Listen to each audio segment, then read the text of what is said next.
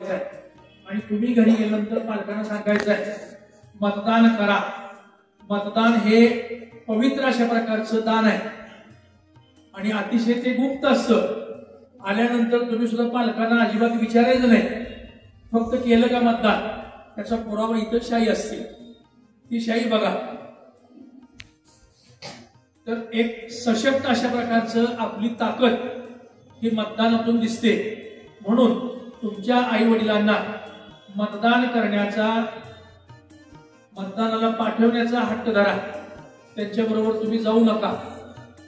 तुम्हाला ज्यावेळेला अधिकार येईल त्यावेळेला तुम्ही तो अधिकार बजावणार आहात। तुम्हाला माहिती आहे कितव्या वर्षापासून आपल्याकडे मतदान अधिकार आहे? 18, बरोबर आहे।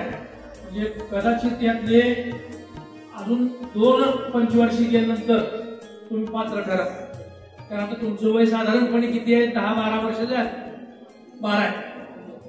पुढची इलेक्शन येईल त्यावेळेला तुम्ही 17 वर्षे असाल, अगदी बाउंड्रीवरती असाल आणि त्याच्यानंतरच्या इलेक्शनला मात्र तुम्हाला मतदान अधिकार येणार। विद्यार्थी मित्रांनो, भारतीय लोकशाही ही जगाच्या पाठीवरती सगळ्यात सशक्त आणि मोठी लोकशाही समजली जाते।